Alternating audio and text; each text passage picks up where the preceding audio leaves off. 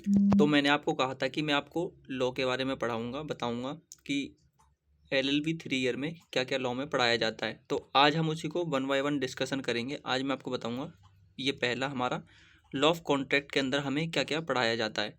तो अब मैं आपको सीधा उस पे ले चलता हूँ कि लॉ ऑफ कॉन्ट्रैक्ट में हमें क्या-क्या पढ़ाया जाता है और क्या-क्या एग्ज़ाम में पूछा जाता है, वो सारा कुछ मैं इसमें क्लास में आपको बताऊँगा। तो यहाँ पे हम आ गए लॉ के उसमें एलएलबी 3 ईयर के प्रोग्राम में, जिसमें हम लॉ ऑफ कॉन्ट्रैक्ट में जानेंगे, जो कि पेपर फर्स्ट है। मतलब ऐसा पेपर फर्स्ट ही पहले यही नहीं आता, कुछ भी पूछ सकते हैं, जो 2024 और 2025 का है कि इसमें क्या क्या हमसे पूछा जाता है और क्या क्या एग्जाम में आता है। तो वो इस मैं आपको बताने वाला हूँ इसमें। तो ये तो मैंने आपको बता दिया था कि इसमें कॉन्ट्रैक्ट पढ़ाते हैं, और मैंने आपको शायद इसकी बुक भी बता दी थी कि बहुत सारे सब्जेक्ट की बुक होती है, वो मैं अभी लास्ट में आपको फिर एक बार बता दूंगा। तो एमडीयू के अंदर हमें लॉ ऑफ कॉन्ट्रैक्ट के अंदर क्या क्या पढ़ाया जाता है, देखो। पहला कॉन्ट्रैक्ट हमें नॉर्मल कॉन्ट्रैक्ट होता है, यानी कि जब आप देखोगे तो कॉन्ट्रैक्ट 1 था, कॉन्ट्रैक्ट 2 था। तो कॉन्ट्रैक्ट 2 की बात नहीं करेंगे, इसमें हम बात करेंगे कॉन्ट्रैक्ट 1 की। तो कॉन्ट्रैक्ट 1 के अंदर हमें पढ़ाया जाता है कि डेफिनेशन ऑफ कॉन्ट्रैक्ट क्या होता है, फिर एग्रीमेंट क्या होता है, फिर ऑफर एक्सेप्टेंस क्या होता है, एंड कंसिडरेशन क्या होता है। Section 2 communication and revocation of offer and acceptance. Section 3 से 9 essential of contract. Section 10 competency to contract. Section 11 और 12। और इसमें एक केस होता है लीडिंग केस, जो होता है लालमैन शुक्ला वर्सेस गौरी दत्त। अब ऐसा नहीं है कि इसके अंदर सिर्फ एक ही केस होता है और एक ही केस, इसके अंदर बहुत सारे, ये जो शुरू से लेके आप यहाँ से और जब यहाँ तक पढ़ोगे तो इसके अंदर हजारों पता नहीं कितने सारे केस हैं जो हो चुके हैं, अभी भविष्य में भी होंगे, वो सारा कुछ होता है।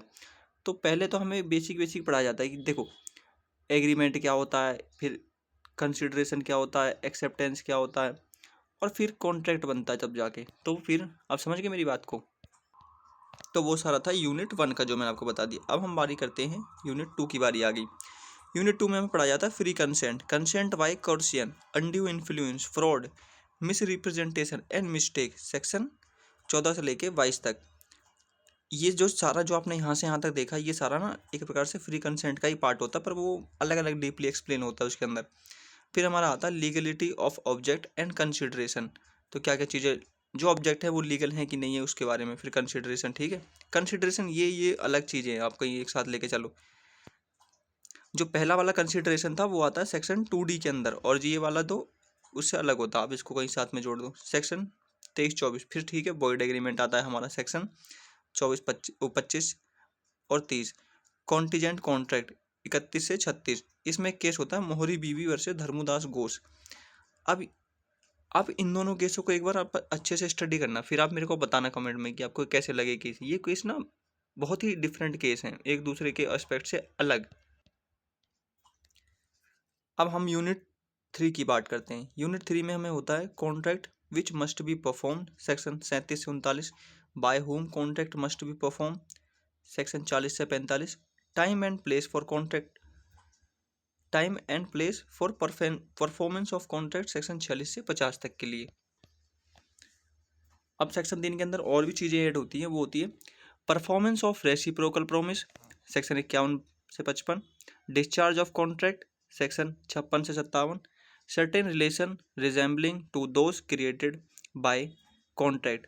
अब पहले में आप जब पढ़ोगे, आप आपने एक चीज़ गौर करी होगी, अभी अभी मैं आपको इसको ना इसमें शायद अलाउ नहीं है वो सब चीज़ें, मैं आपको दिखाता नहीं, तो वो मैं अलग से क्लास में आपको बता दूंगा कि जब आप इंडियन कॉन्ट्रैक्ट एक्ट का बेयर एक्ट लेते हो तो उसके अंदर सारी चीज़ें, बहुत सारे सेक्शन होते हैं, पर इसमें हमें ये कहाँ पे लिखा है वो मैं आपको कहाँ से ढूंढ के दूँ, रुको। तो देखो वो चीज़ यहीं पे लिखी पड़ी है हमें। सेक्शन यूनिट 4 में हम देखेंगे। ये पहले देखो कॉल टैक्स इंडिया और भगवानी देवी, ये केस था इसके अंदर, ठीक है। अब यहाँ पे देखते हैं हम यूनिट 4 के अंदर ब्रीच ऑफ कॉन्ट्रैक्ट सेक्शन 73 से लेके 75 तक। अब ये 75 तक क्या है, ये 75 तक इंडियन कॉन्ट्रैक्ट एक्ट है, जो उसके सेक्शन यहाँ पे ख़त्म हो जाता है। मतलब जो हम पहला वाला है ना, वो इंडियन कॉन्ट्रैक्ट एक्ट जो जिसके आगे 1 लिखा हुआ था, वो वाला वो यहाँ 75 तक ख़त्म हो जाता है। फिर उसके बाद से जो स्पेशल कॉन्ट्रैक्ट होता है वो स्टार्ट होता है, पर वो होता है 124 से। तो बीच का कहाँ, बीच का अपने आप में ही एक आगे सेल्स ऑफ गुड का एक्ट बन गया था, ठीक है। तो अब हम करते हैं, अब देखो यहाँ पे अब 75 तक ये खत्म हो गया। अब देखो यहाँ से आपको एक अलग ही चीज़ दिखाई देगी, specific performance of contract under specific relief act 1963 section 9 से 14। तो अब ये 9 से 14 ये जो यहाँ पे लिखा है ये क्या है, ये इसको मैं क्लियर करके फिर बताता हूँ आपको, रुको। ये 9 से 14 इसका मतलब ये है कि इंडियन कॉन्ट्रैक्ट एक्ट के अंदर जब आप पढ़ते हो तो वो सिर्फ कॉन्ट्रैक्ट एक्ट नहीं पढ़ते, उसके अंदर फिर लास्ट में यूनिट 4 के अंदर स्पेसिफिक रिलीफ एक्ट भी आता है, जिसके अंदर इंजंक्शन के बारे में पढ़ाया जाता है बहुत सारी। अभी मैं आपको इसी में बता देता हूँ, यही लिखा भी होगा वहीं पे। Persons for against whom contract में भी स्पेसिफिकली एनफोर्स सेक्शन 15 से 19। फिर powers of the court section 20 से 24। फिर rectification cancellation of instruments section 26 से 33। इंजंक्शन, तो ये सारा कुछ जो होता है हमें इसमें ही पढ़ाया जाता है, इंडियन कॉन्ट्रैक्ट एक्ट के अंदर ही। अब मैं थोड़ा सा आपको नीचे लेके चलता हूँ।